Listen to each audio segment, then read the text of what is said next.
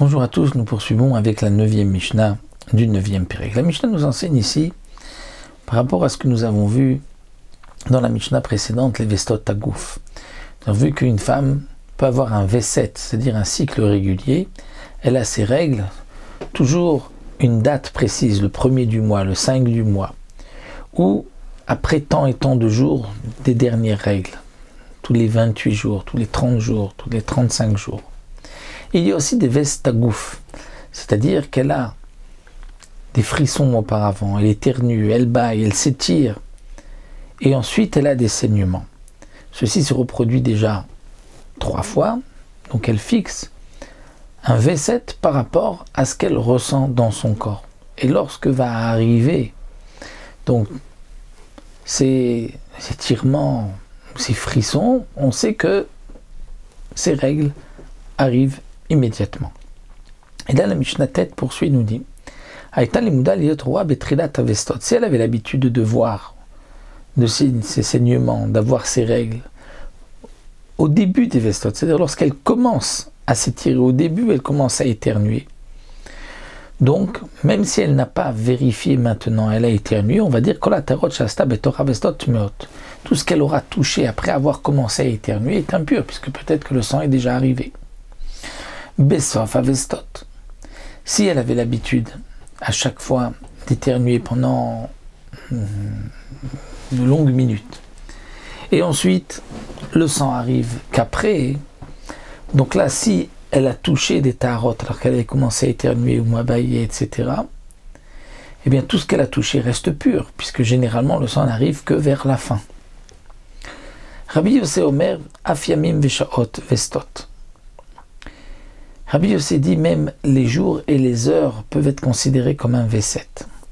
C'est-à-dire que, pas seulement les jours, mais les heures aussi. Si elle avait l'habitude de voir, dit le Barthénora, tous les 20 jours, ou après les 6 premières heures,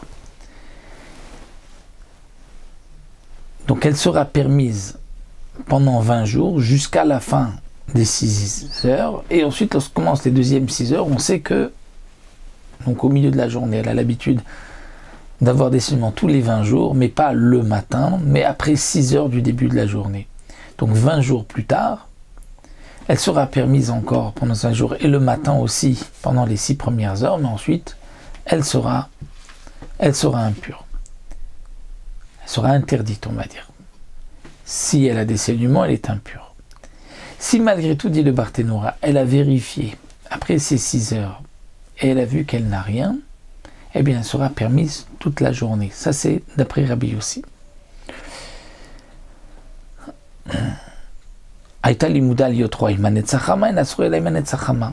Toujours Rabbi Yossi, mais comme nous le verrons, ce n'est pas la halacha, puisque Rabbi Yehuda est en marloquette, mais Rabbi Yossi vient dire, si elle avait l'habitude de voir avec le lever du soleil, elle n'est interdite qu'avec le lever du soleil. Donc toute la nuit, elle est permise.